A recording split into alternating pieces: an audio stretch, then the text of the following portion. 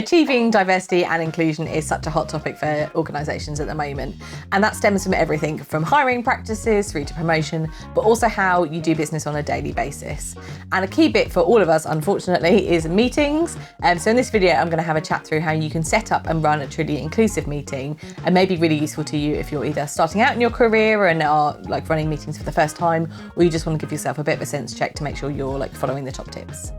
Please like and subscribe and share the content with whoever you feel might benefit from it. Achieving inclusivity is all about allowing people to bring their authentic selves to work. Research shows us that the more diverse and inclusive an organisation is, actually the better it performs on financial and other performance metrics. So making sure that you've got inclusive views in a meeting is incredibly important to help you make the right decisions. In this video, we're going to explore the practical things that you can do to set up and run a truly inclusive meeting.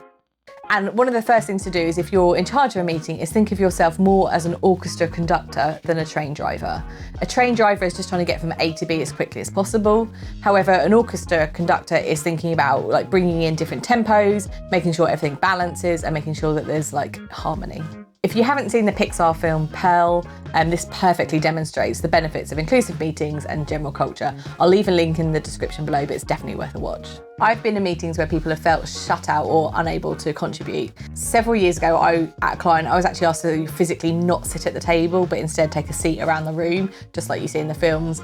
The intention was clear, my contribution was not that valuable, and I was there merely to observe rather than participate in a meeting. Group dynamics and cultures can often be seen in meetings. Sometimes you'll get meetings dominated by one alpha individual. Alternatively, you can get informal alliances where people gang together to get their views across, or you might get the in crowd, which takes up more of the airtime and pushes out other people. So if you're in charge of setting up and leading a meeting, what are the things that you can do to make sure that you set up an inclusive culture before, during and after the meeting? Here are the things you can do before the meeting to make sure you're setting up an inclusive one.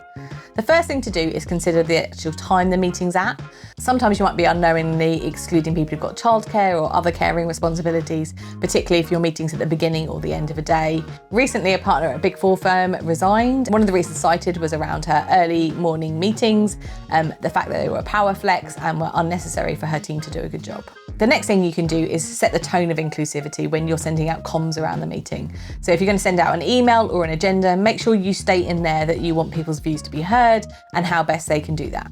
As a meeting chair, you should be reviewing the papers before they're sent out to make sure they're free of any obvious bias or leaning towards a certain faction. They should be clear and easy to understand, but also, is there a voice or a message that's missing from those papers, and are they really balanced? If there is something missing, then you've got time ahead of the meeting to gain extra views or input to make sure it's a rounded decision.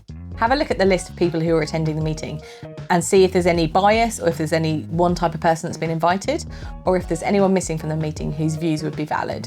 So think about who's coming to that meeting and if that's representative and inclusive across the organisation. To manage inclusivity when you actually get to the meeting, you can request that people send you questions or comments or thoughts ahead of the meeting.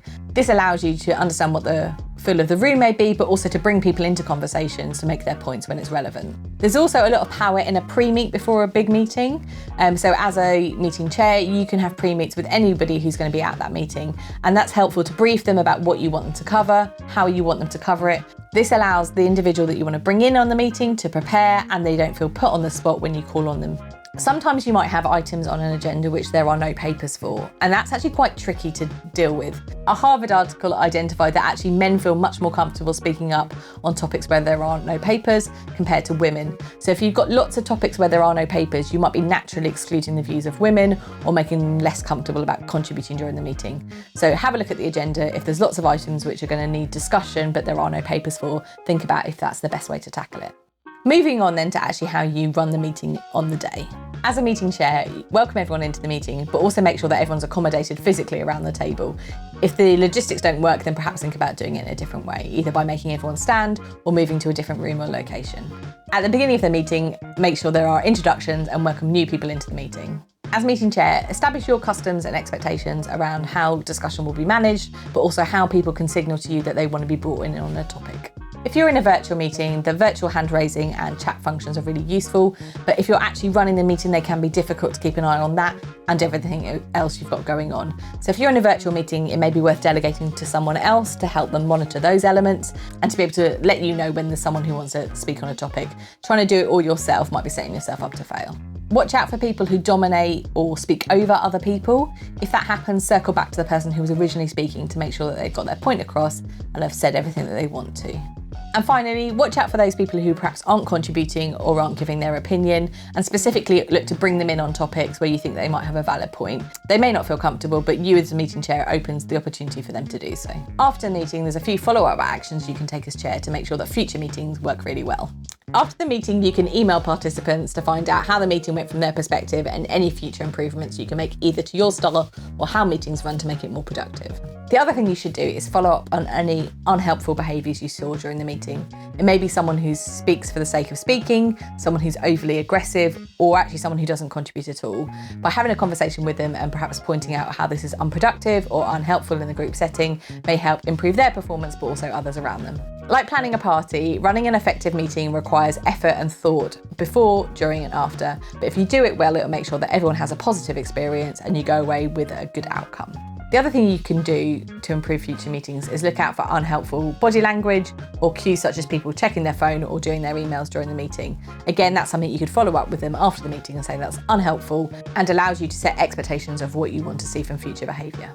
I'd love to hear your experiences of bad meetings or things that have worked really well in the comments below. I'm Liz, and on my channel we give you the tips, tricks and hacks to help you navigate your career.